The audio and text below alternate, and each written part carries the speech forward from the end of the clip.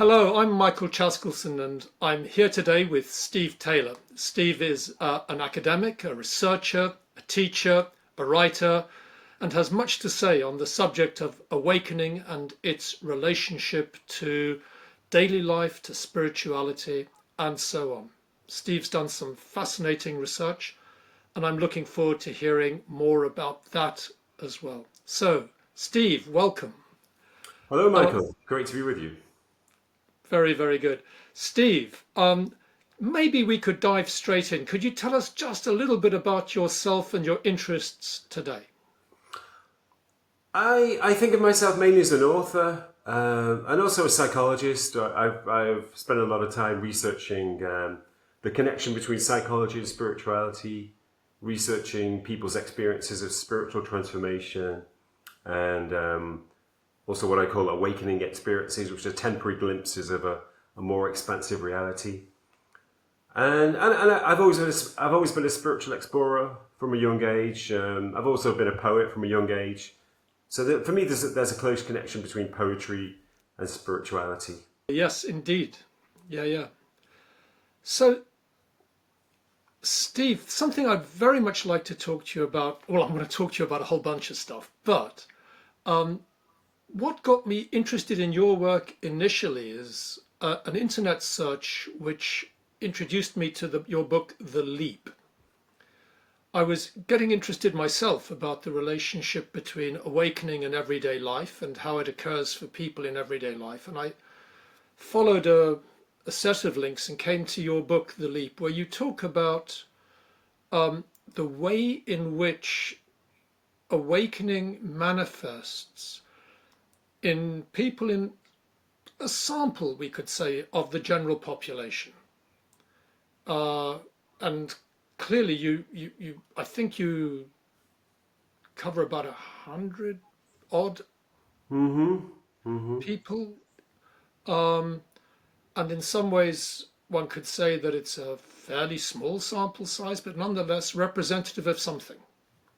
And you found quite a large number of people who've had awakening experiences one way or another. I wonder if you could tell us about that research and what you found. Well, I found that many people undergo a kind of spontaneous transformation, particularly in the aftermath of psychological turmoil. Right. Some people occasionally undergo a spiritual awakening in which they feel literally like their old self dies and a new self emerges. Right. And I found that that's not uncommon. For example, when people are diagnosed with cancer, when they undergo bereavement, sometimes when people recover from a long period of addiction or depression. It can happen to prisoners, sometimes even to soldiers. So it can happen in any situation of intense psychological turmoil. And it's almost as if the normal ego can't stand the pressure of the suffering that they're undergoing. So it collapses like a house in a hurricane. And then when it collapses, in some people there seems to be a kind of latent spiritually awakened self which is waiting to emerge. It's always been there, kind of like a kind of chick that's ready to hatch from an egg, but it's not had the opportunities. It's only when a person's normal ego dissolves away, then this latent spiritually awakened self emerges into the space which is left, and it becomes their normal self. It takes over. So it's literally a rebirth. It's a new birth, the birth of a new spiritually awakened self. And it happens to people who don't know anything about conventional spirituality, people who've never meditated even, people who wouldn't call themselves, people who are not religious, maybe people who've been dubious about religion or spirituality before. And it sometimes takes them a while to understand what's happened to them because they don't have a background in spirituality. But eventually they come to realize that they come to interpret what's happened to them in spiritual terms. That's really, really interesting. So under the pressure of life events, the sort of structures that sustain the ego just can't sustain anymore and collapse, and something new emerges. Yeah. Yeah, yeah. And I read in the Leap as well that, well, that you put down in your particular sample, I think, if I'm right, around about 40% of people who have awakening experiences fell into that category, and then there were a raft of other Hmm. preceding conditions, we might say. That's right. Well, some people seem to be naturally spiritually awakened. That's one category. They don't need to do anything. They don't need to meditate or go on retreats. They don't need to undergo intense suffering. They just are naturally spiritually awakened. Maybe it's from a previous life, if you believe in reincarnation. Maybe they've just carried it over from their previous spiritual development in a previous life. But yeah, those people, they often become poets or artists. Sometimes they become social activists because of the compassion and empathy they feel for others. And I guess that the only issue they have is trying to understand their innate spirituality. Because obviously, if you're born in a secular culture like here in the UK, and you are a naturally spiritually awakened people, you'll probably think that you're crazy for the first few years. And eventually you'll think, oh, what's wrong with me? Why am I so different to other people? Why do I need solitude? Why do I not enjoy going out to parties and discos or whatever? So eventually, maybe later on, maybe in your late teens or early 20s, you'll think, oh, I'm a spiritual person. You'll start to read spiritual books and you'll start to understand yourself. And you'll have a framework to make sense of yourself. And also maybe your spirituality will express itself in creativity. Also, another group, the second category is just simply people who undergo awakening through practice, through following a spiritual path, through following a set of practices. That's probably the most common way in which awakening occurs, when it occurs gradually over, years of following certain paths and practices like Buddhism or Taoism or the Kabbalah or whatever. Right. And I also read about people's experiences in nature or listening to music or singing in a choir, reading spiritual literature. Quite a Yeah, range. that's right. Well, I make a distinction between what I call awakening experiences, which are temporary, which may last for a few seconds or a few minutes. And, there's a temporary expansion of awareness, a temporary spiritual experiences, and then people return to their normal state. So yeah, that's a different sort of area. I differentiate between awakening experiences, which last for a few seconds or a few minutes or a few hours maybe, and the sort of ongoing permanent wakefulness. But in Right. terms of the temporary experiences, yeah, certainly a lot of them are introduced. In fact, in my research, we found that while most were initiated by psychological turmoil, there were also about a third of them were initiated by contact with nature, and another third by spiritual practices of some form. Right. Right. So you're distinguishing between awakening experiences and ongoing wakefulness. That's right. Yeah. Right. And you're suggesting that wakefulness is not the preserve of spiritual traditions, that it just happens more generally through the population. There are people in the Hmm. population who are pretty much awakened, have Yeah. degrees of wakefulness for various different, owing to various different causes and conditions, previous Yeah. causes. Yeah.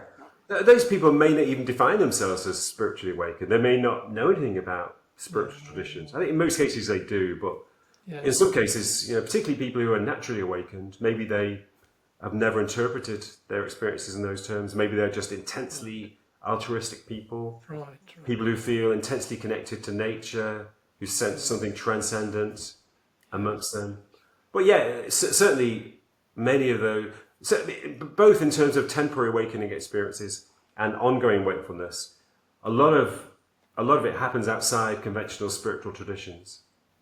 Something I noticed that you didn't include, as far as I could recollect, in the leap and in your research was the place of psychedelic drugs, which in my own experience has been actually quite important. Certainly, it was quite important for me and has been quite important for many of my friends over the years.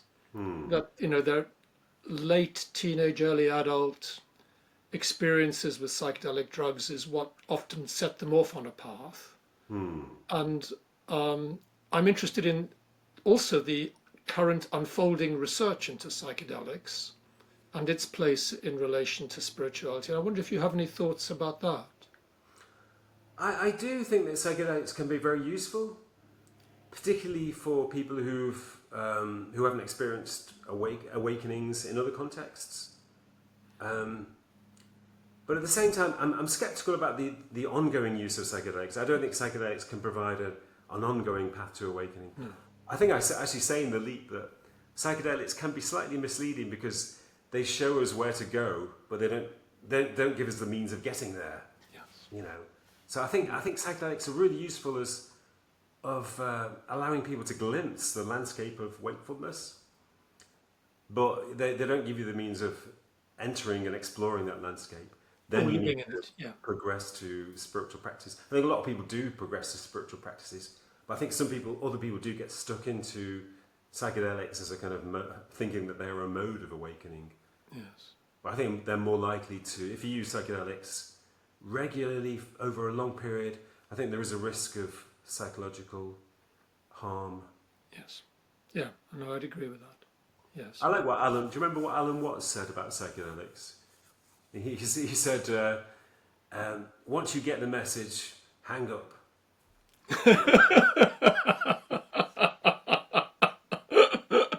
Lovely. Yeah. Oh, good. Thanks for that.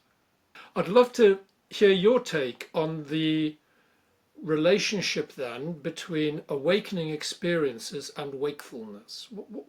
How do these relate in your, as far as you've been able to ascertain in your research? Well, awakening experiences can happen spontaneously to people who don't know anything about spirituality.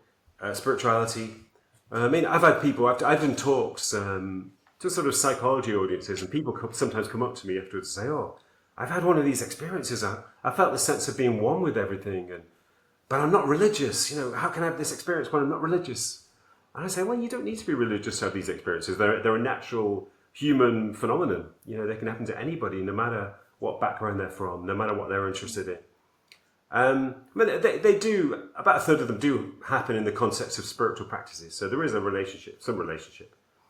But one thing that happens is that when people have temporary awakening experiences, they're suddenly aware that there's this wider, more expansive reality, this transcendent realm.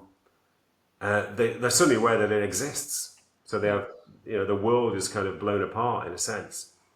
And that sometimes impels them to investigate spirituality. They sometimes begin to follow spiritual paths as a result because they want to return to that experience. Or they want to kind of, maybe not just return, but they want to kind of develop that awareness on a more long-term basis. Yes, yes. And also, one thing that can sometimes happen is that a sudden temporary awakening experience can be the onset of a new state of wakefulness. It can herald.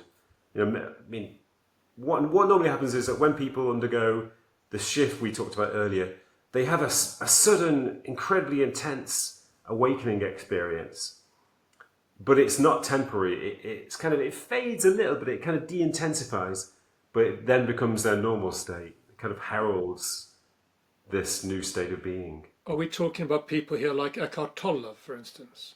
He's a good example. He was somebody who went through a great deal of psychological turmoil, then had this sudden, when he was in a state of intense despair, he had a sudden, powerful awakening experience, which kind of de-intensified a little bit, but became his normal state. Right. Yeah, because you've usefully distinguished between intense, moderate and mild awakening experiences. I wonder if you could say just a little bit more about we've described a bit about the intense there with Eckhart's experience, but could you say a little bit more about the moderate and mild and what you found in relation to these? Mild awakening experiences are pretty common, I think. I think most people have probably had at least one in their lives, particularly in the context of nature. I think that's one reason why people love to spend time in nature, because it can induce mild awakening experiences. I guess a mild awakening experience would be um, a state in which our surroundings become more intensely real or more beautiful, as if a veil of familiarity has fallen away and suddenly, wow, everything looks beautiful and real.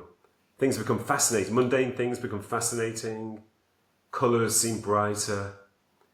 Objects seem more intricate and more vivid. That's what normally happens. At the same time, there's a sense of connection to the phenomena around you as well. You're no longer a separate entity. You feel, in some way, you're sort of participating in the world around you. So that's kind of a mild awakening experience. At a more intense level, that sense of connection intensifies into a state of oneness, where there's no boundary at all between you and the world around you. You are the world, and also the phenomenal world can sometimes seem to dissolve away completely into this kind of spiritual energy, this kind of all-pervading spiritual energy, which seems to be the source of reality. There's a sense that you're encountering and becoming one with a radiance or a powerful energy, which is the essence of reality and the source of the material world. And that happens in intense awakening experiences. Lovely. And then the moderate level, sort of between those two? What? Between those two, well, I guess at the moderate level, there's in addition, I mean, you kind of build on the mild experiences of intense perception, awareness of beauty, sense of connection. That kind of intensifies into a sense of harmony and meaning, a feeling that everything is interconnected. There are no separate phenomena. If you're in the countryside, the clouds, the trees, the hills, the lake, the river, they're all interconnected. They're all manifestations of something more fundamental. And everything just seems to fall into harmony. And there's sometimes a sense of a love as well. You feel a sense of love for all beings, intense compassion for other beings. A sense of intense meaning and blissfulness. Lovely. That's beautifully described. And very much, in many ways, resonates with my own experience. I'd say that certainly those mild awakening experiences seem to be fairly available when one's been practicing in a spiritual tradition for some time. They seem to be fairly available. We can just let go and relax into them. And to some extent, the moderate ones are reasonably available. Intense, that's rare. That's more rare, and but they occur. They occur. And then, of course, the really interesting question is: how does one get to live more from the place of moderate to intense in that zone? How does one get to live more in that zone and express more love in one's life a bit more consistently? That seems to me to be the sort of interesting spiritual enigma. Yeah, I mean, I guess that's the goal of spiritual practices and paths. I mean, in different ways, I guess every spiritual path aims in that direction, teaches us that, or helps to cultivate that state. Yeah. So just keep practicing. Yeah, I mean, meditation is the spiritual practice, the essential spiritual practice, because it works on so many different levels. It sort of softens the ego so that we feel more connected. It develops compassion for others. It seems to connect us to a deeper aspect of our own being, where there is no separation.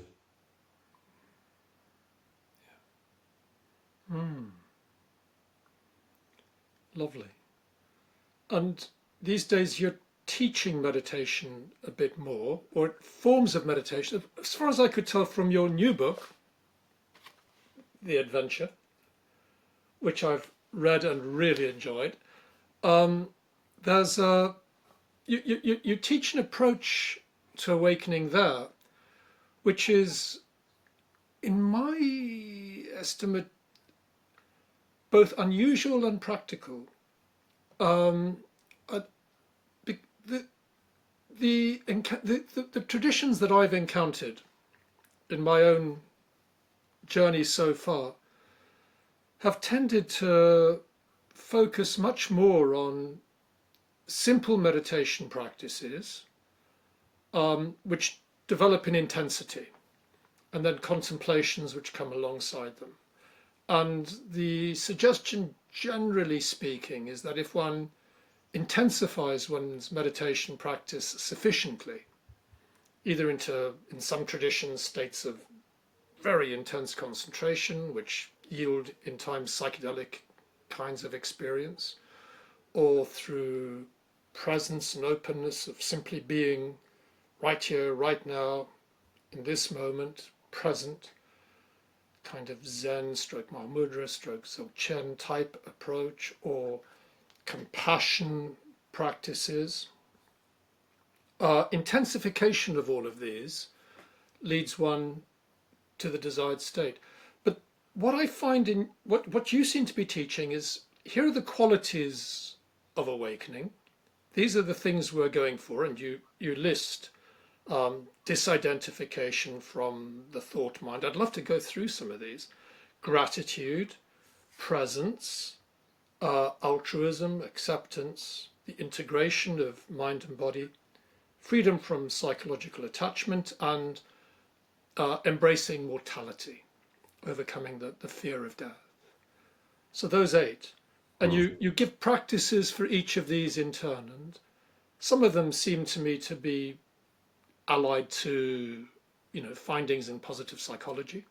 Some of them seem to come from variants on traditional spiritual practices in Buddhism or elsewhere. But what you're basically doing is saying, as far as I read it, and I'd be interested in your comment on this, that, look, here are these 8 factors which we find with wakeful people. Let's cultivate each of these in turn, or as you wish, you suggest, and follow your nose, find the ones that resonate with you and practice those for a bit, and practice others in due course. And then you may find yourself gradually awakening. Is that a reasonable reading, or is there more you would say? That's certainly an accurate description. Yeah, I mean, in some ways it's a very logical and practical approach, as you say. I mean, it emerged from my research into the kind of spiritual transformations we discussed. And also, I tried to establish the characteristics of what it means to be spiritually awakened. And I identified a number of essential characteristics which people describe and report most prevalently. And they became the 8 qualities I described in the book. So yeah, it's kind of logical. It's a logical conclusion, really, that if you develop the qualities that are associated with this state, then you develop the state. It's like sort of health. There are many components of health. We need to do a number of things to keep our bodies healthy. And if you cultivate any of these particular qualities of health, you will move towards an overall state of health. And particularly if you cultivate them in an integrated way, obviously there are some qualities which may be more important to us individually, which may need more practice individually. But I mean, all the qualities are interlinked anyway. So if you develop one, you will develop the others to a certain extent. So if you develop them roughly in parallel, in an integrated way, then it's a completely logical, and also, based on my experience and my research, it's true, it's valid that it actually does happen. You will move towards a state of wakefulness. Interesting. So you say, based on your research, the cultivation of What are you finding with the people that you're teaching? Because you're running courses, online courses, so far as I can see. Yeah, I recently completed an online course on based on the book, The Adventure. Is that just one iteration so far? Yeah, there's another one I'm starting another one in September, towards the end of September. Lovely. And how are you finding, what are people experiencing? Well, it was very successful actually. It was an 8-week course, so each week we focus on one of those qualities, beginning with disidentification from the ego, ending with embracing mortality. And people did. I mean, I encourage people to practice during the week between each session. And as far as I'm aware, based on the comments I received, most people did undergo a process of awakening as a result. I mean, obviously, they need to continue the practices beyond the 8 weeks of the course, but hopefully they will.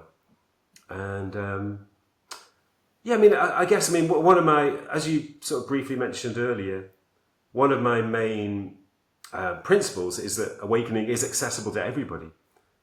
And there are degrees of awakening, so you can begin a path of awakening through following certain practices and cultivating these qualities, and that will intensify as you continue the practices. And at a certain point, maybe you'll be able to let go of the practices once you've become established in a state of wakefulness. I think to a certain extent, meditation will always be helpful and necessary, but you can let go at least of some of the practices. So what you've just said there would be hugely controversial in the circles that I move in. So that Yeah. in 8 weeks, Well, in 8 weeks we had people experiencing awakening. So I wonder if you could unfold that a little bit. Well, people were beginning to cultivate a state of wakefulness. I mean, obviously, some of the people had some spiritual development beforehand. They weren't coming to it completely cold.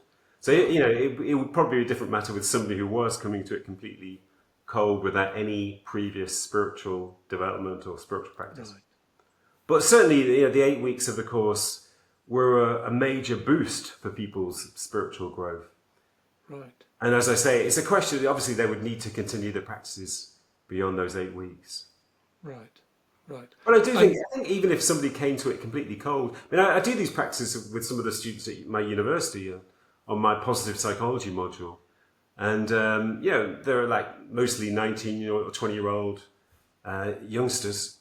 But they definitely experience some spiritual, they definitely undergo some spiritual growth as a result. Right. Right. That's intriguing, and of course, in a certain sense, there's no reason why it ought not to be the case. That you engage in some of these things, you should be changed by the practice. It's just naturally the case. I think so. Yeah. I guess the real challenge is, I guess what I've found over the years I've taught mindfulness for years and years and years and years and continue to, and have taught other aspects of spirituality, particularly Buddhism, well, pretty much Buddhism, is that I often encounter a gap between people's intentions and the intentions of the practice and the actual experience that unfolds. In other words, for example, with mindfulness, people will sit down with the intention of, for example, following their breath, and then very quickly get into a fight with what's happening in their minds. And one will do one's very, very best to suggest that one doesn't engage in that fight, and that one allows it, lets it be, lets what's happening happen, and stand back and disidentify a bit, watch your thoughts, let them be. But the tendency to struggle is so deep-seated in many people, and the goal orientation that, I should be doing this differently, or there's somewhere I should be other than where I am, despite all one's attempts to mollify that and to suggest that, no, it'll be okay, don't struggle, allow it, let it be. And you have a discussion and people say, well, I couldn't empty my mind. And you say, well, no, it wasn't the intention to empty your mind, etc., etc., etc. So you go through that whole dance routine, And for some people, after an 8-week mindfulness course, that dance routine is still very much in Hmm. place. I mean, they maybe have moved a bit further in relation to it, but Yeah. the habitual tendencies to struggle, to goal orientation, to self-criticism, they're really quite embedded. So I'm interested that nonetheless you're talking about Well, wakefulness in hmm. quite a short time. Yeah, that's true. But let's take the quality of gratitude, for example. I have Yes, one session on gratitude, and I teach gratitude to my students at university on yes, positive yes, psychology courses. yes, And it is quite easy to awaken a sense of gratitude. yes, You know, I often say that human beings live in a state of taking for grantedness. That's our normal yes, state.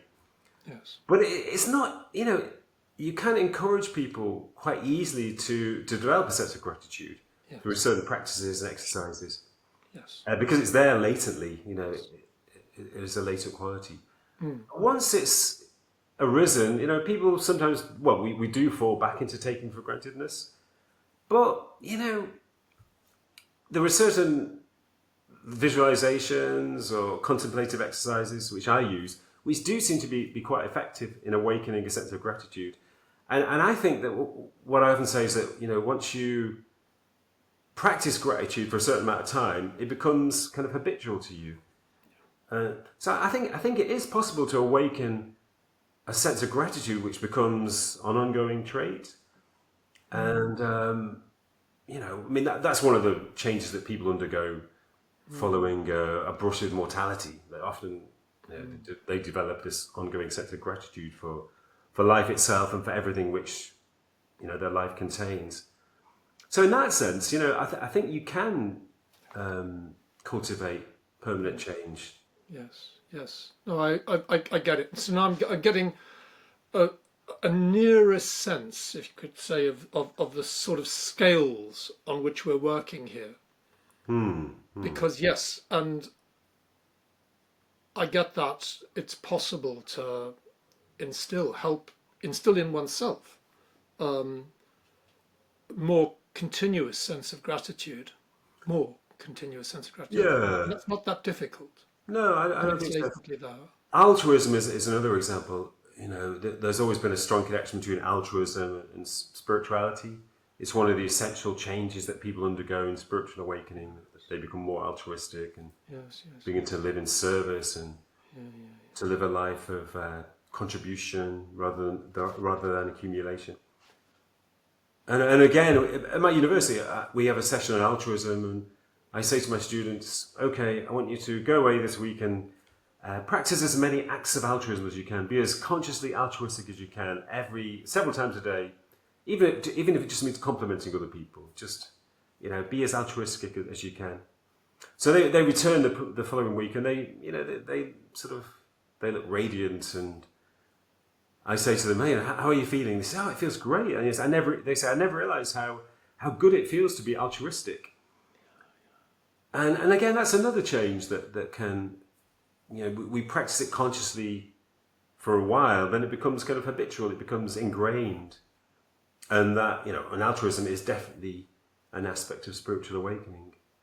I love this. I love where this is going now. This sort of rescaling of what we mean by wakefulness, if you like, because I think one of the issues that you may find in traditions such as my own, such as the Buddhist tradition, is that there's kind of my life as I lead it now, and then awakening over there.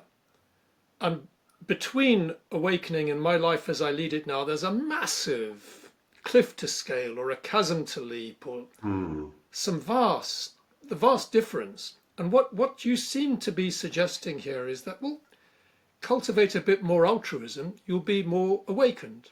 Hmm. Cultivate a bit more gratitude, and you'll be more awakened. Hmm. Definitely. So wakefulness is then sort of scaled into something, a gradual ascent, if you like, Yeah, rather than it's a continuum. a Yeah. continuum. Yes. Yeah, I mean, I don't think there is a clear dividing line between the normal human state and enlightenment or wakefulness. There are lots of degrees, Right. and those degrees form, our path of awakening. I love that. I love that. And then somewhere we've got to fit into that picture the rather radical awakening experiences that the traditions report and aim at. So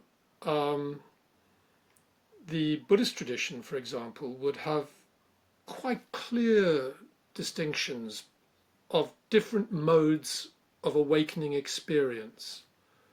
In the Buddhist tradition, clearly you get stream entrance, once returners, non-returners, arahants. In the Mahayana tradition, there are different stages of spiritual development which would, correspond to different modes of awakening experience, which are sometimes reported in detail, the kinds of awakening experience you'd expect at this level, the kind of awakening experience that corresponds with that level. There are, in the Zen tradition, you get, as it were, acknowledged to have had a certain awakening experience. I can show you a different kind of person afterwards. So how does that notion, or does that notion square at all with this notion of a kind of gradual increment of wakefulness? I think that there are many variants of awakening experiences, and to some extent, the form of those experiences it may depend on cultural factors, our kind of metaphysical beliefs. So there'll definitely be some differences. There are some sort of conditioned factors, if you like, which may determine the form of awakening experiences. But at the same time, I think there are essential commonalities between all awakening experiences. But I think ultimately there is a place beyond conditioning, where all these experiences become essentially one, and that's why in all traditions, the experiences of mystics or of highly spiritually awakened people, they are essentially the same. You could compare the experiences of Meister Eckhart from the 13th century with the experiences of Tibetan Buddhists or Christian mystics, like any Christian mystics, or the mystics of the Kabbalah, and they're essentially the same. Maybe there are some differences in interpretation or description, but the essential experience is the same. Right. So let's try and square up. We've got this sort of incremental path of wakefulness, cultivating things like disidentification, gratitude, presence, altruism, and so on. The 8 factors. Is it your presumption then that along that path, awakening experiences, which are more intense, will occur or are likely to occur? Or Yeah, definitely. I mean, awakening experiences are normally quite infrequent. But I think the more practices we follow, or as we undergo a path of awakening or a process of awakening, they become more common. Right. It's a bit like climbing a mountain, or maybe I'm using the wrong metaphor, but somehow, as you move as you move further along the mountain, it becomes easier to jump briefly to the peak, if you know what I mean. You're sort of closer to the peak, so you have more glimpses of the peak, if you know what I mean. Yeah. It's a tricky old metaphor. Yes, probably not the right metaphor. Yeah. But, I talk about. I sometimes write about children's spirituality. I had a chapter in The Leap about children's spirituality, and I think there are certain aspects of the childhood state which you could say are characteristics of spiritual awakening. There are certain parallels, certainly. And researchers have found that children don't tend to have many peak experiences or kind of mystical experiences. Adolescents commonly have mystical experiences. Well, not commonly, but they have some degree of mystical experiences, and they tend to become slightly less frequent in adults.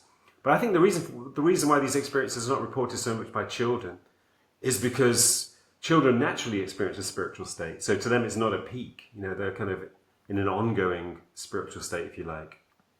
I mean, that's not to say that children are enlightened, but they just, there are certain spiritual qualities which they naturally embody. Right. I mean, it'd be very interesting to talk about those. So I'm getting children don't have a great deal of identification with the thought mind. Mm-hmm. That's just not really kicked off very much yet. They may or may not feel gratitude. I'm not sure about that. Some kids, that varies. Yeah. Yeah. Presence, very strongly. Presence, yeah. Presence is one of the main ones. Altruism seems to be quite common with kids, a feeling of, wanting to give, wanting to, although of course you do meet quite selfish kids. Yeah. I think children have some narcissistic traits, but they can be empathic. Yeah. They can be very acceptance, sometimes not. Again, integration of body and mind. I think that's probably there to some extent. There's certainly the disidentification of body and mind hasn't yet taken place. Yeah, certainly. Yeah. Freedom from psychological attachments. I think psychological attachments are still forming at that stage. Yeah, I mean, certainly children are not attached to the future or the past, or not really attached to possessions in the way that adults are, or to achievements, beliefs. They're not really attached to beliefs. So I think there's certainly some freedom from psychological attachments. Right. There's going to be attachment to parents and caregivers for sure. Yeah. That's healthy and natural. Mm. And embracing mortality, well, that's just not happened at all yet. No, they're not really aware of mortality. So some of those factors are very strongly present, especially presence. Yeah. And perhaps to some extent altruism and maybe acceptance, maybe. That's debatable. And integration of body and mind, strongly present. Certainly. Yeah. So certain of the factors that you've got, and they don't need to disidentify from the thought mind, because the thought mind It's not abstraction hasn't much kicked in at all. Yeah. They don't. I don't think children experience a sense of separation because they don't have that ego which separates us from the world. Lovely, great, good. That's been very, very interesting, Steve. So some of the sort of natural processes of awakening coming to light there. That brings me on to another idea that I've found in your work that I found really, really helpful, is this idea of the 3 A's of I wonder if you could say something about the 3 A's. That's related to presence. Yeah. And I suggest that there are 3 states which human beings can experience and do experience, and that we spend our lives shifting between one or more. Sometimes these states kind of intermingle a little bit, but we're always in one of these 3 states, and I call them the 3 A's. The first one is abstraction, which is when our attention is immersed in our thoughts, our thought mind. I guess daydreaming is, a sort of an intense example of that. So whenever our attention is caught up in our thought chatter, or it can be a kind of a state of conscious abstraction where we're trying to make decisions or solve mathematical problems or philosophical problems. But we certainly spend, a certain degree of our time, a certain proportion of our time in a state of abstraction. The second one is absorption, which is when our attention is immersed in a particular activity, task, or an entertainment. So obviously when we work in our jobs, we're in a state of absorption. And in our free time, when we watch TV or, surf the internet, we're in a state of absorption too. And the third A is awareness. And that simply means that our attention is it's kind of open in a wide-ranging way to all our experience. So we're aware of our surroundings, we're not aware of the phenomena around us. We're also aware of our own experience, the sensations and perceptions that we're experiencing. So I often ask people to contemplate how much time you spend in these 3 A's. How much time do you spend in abstraction? How much time do you spend in absorption?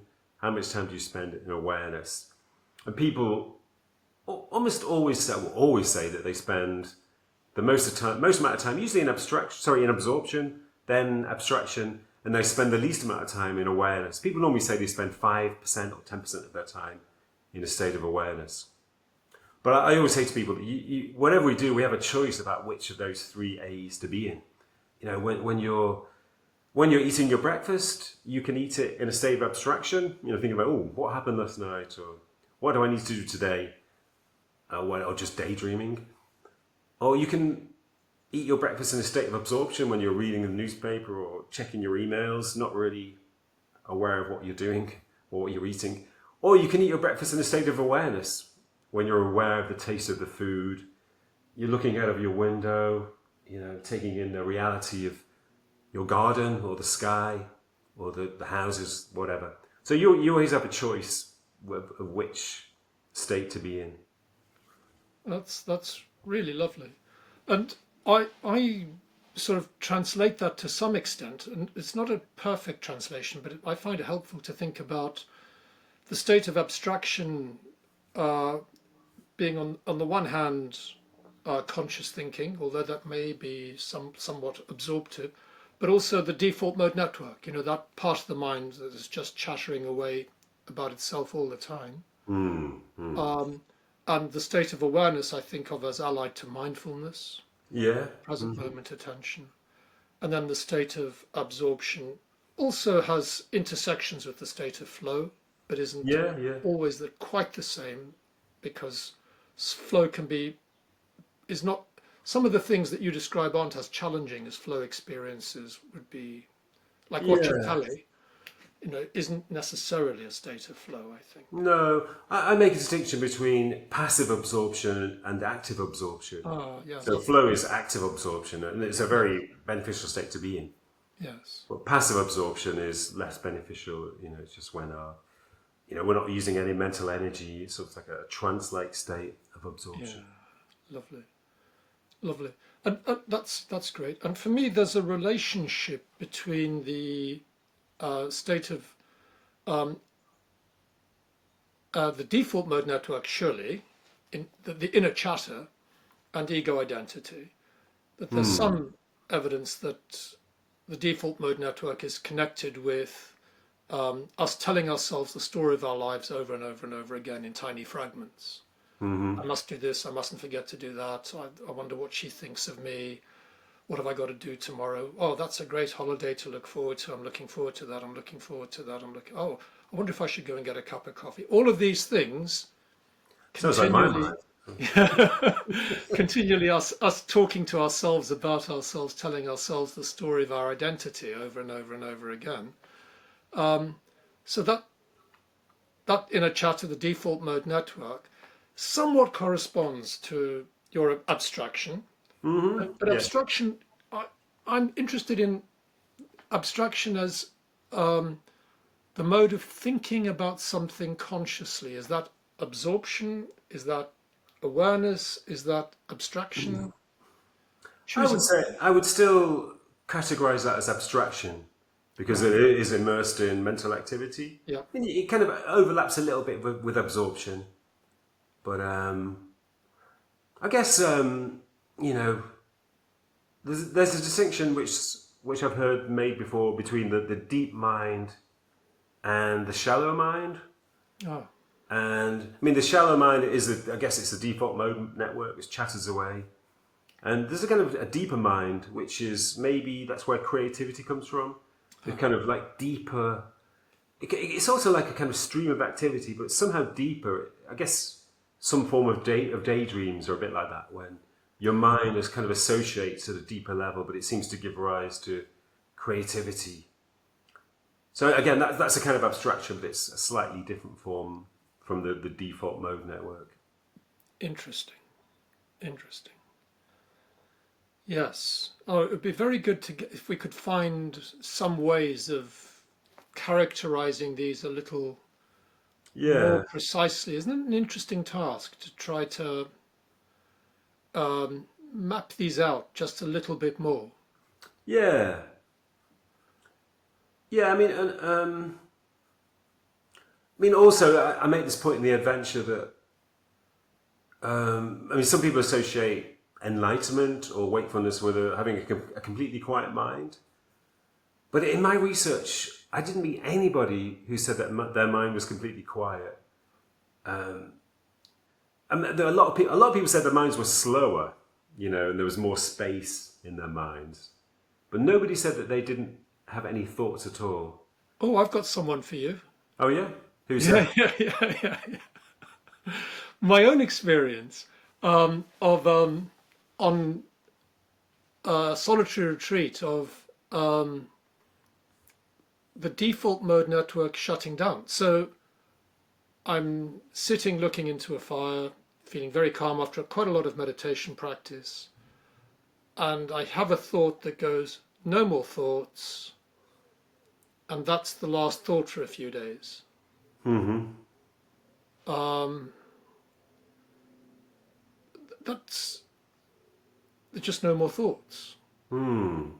So, and things change quite interestingly as a result.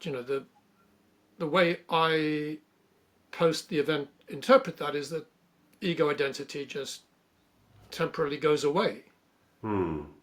Um, and one is still able to do a kind of procedural thinking, what shall I have for lunch kind of Hmm. thinking, or you know you know how to make a salad. You don't have to think about stop and go, how do I make a salad? It's just you know how to do all these things. Yeah. You know how to go to the loo and you do all the things that need doing, feed the fire, whatever it is. But it doesn't require any thought. It's all just there. Hmm.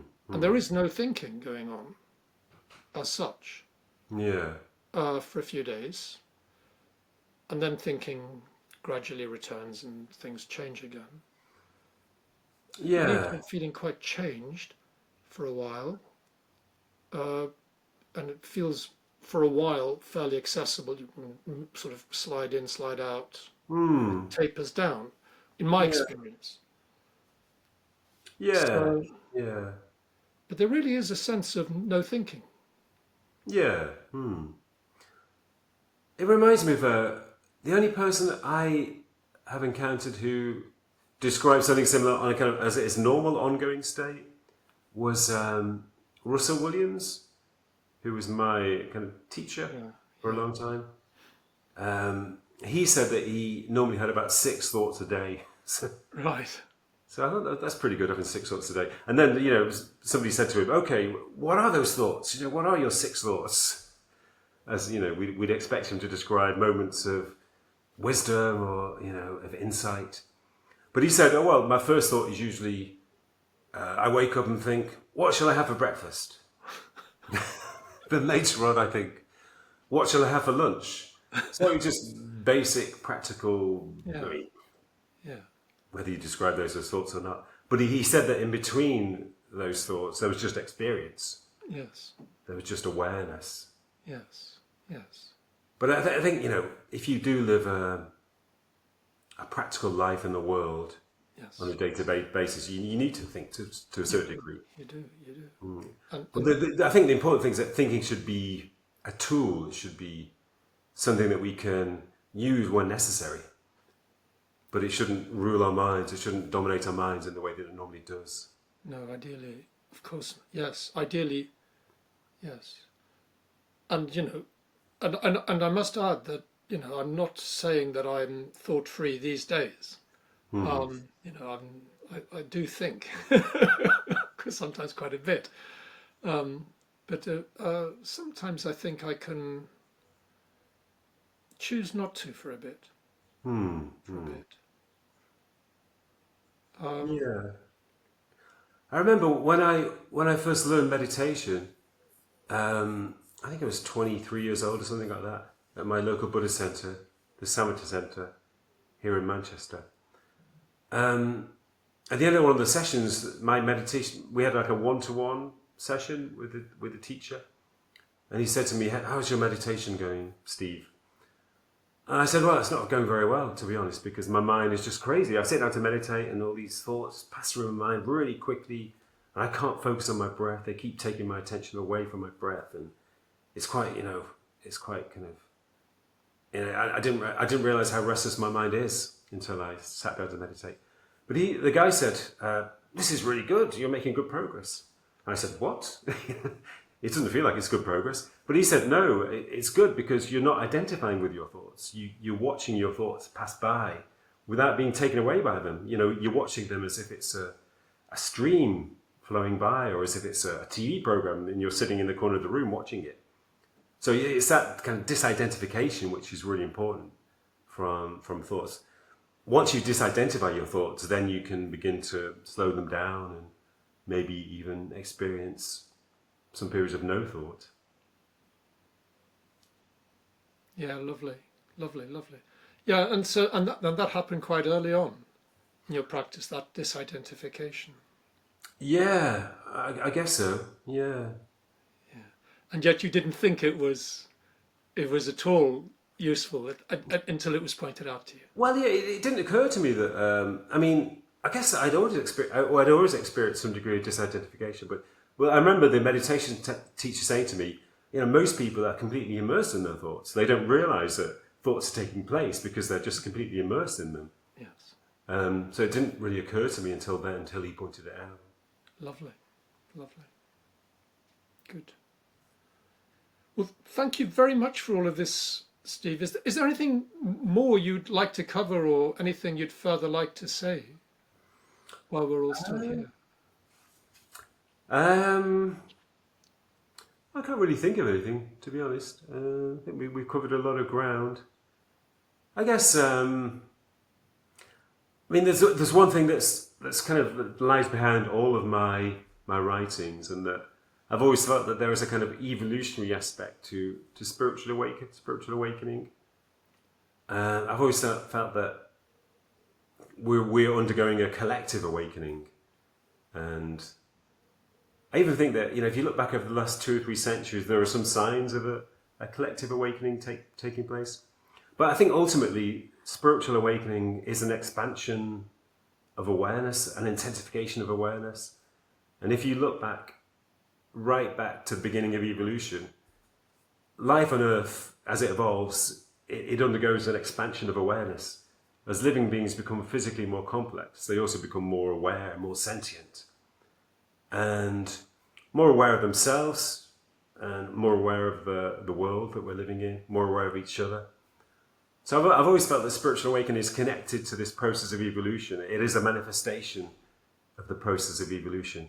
And therefore it's kind of inevitable, it's kind of inevitable that as the human race will undergo a collective expansion of awareness. Or maybe if we don't, maybe if we disappear, another species will arise and continue, or the species will continue that expansion of awareness. I think there's something kind of inevitable about spiritual awakening too. Oh, that's lovely. So it's sort of just built into the way things are in some way. It's a natural impulse. All life forms move towards an expansion of awareness. Right. And I guess in Buddhism, that's reflected by the idea that we progress from lifetime to lifetime. We undergo a process of further awakening and move closer to enlightenment. Yeah. Certainly, there are Buddhists. Most Buddhists would take that view. Yeah. So thank you very much for this, Steve. It's been really, really useful. Really, we could say enlightening. I hope other people will find it useful. I've certainly got a lot from the conversation. Me too. Thank you very much for being with us. Thank you. And Steve, if people want to follow up on any of this, where could they find you online? The best place is my website, which is stephenmtaylor.com. That's Stephen with a V, M for Mark, stephenmtaylor.com.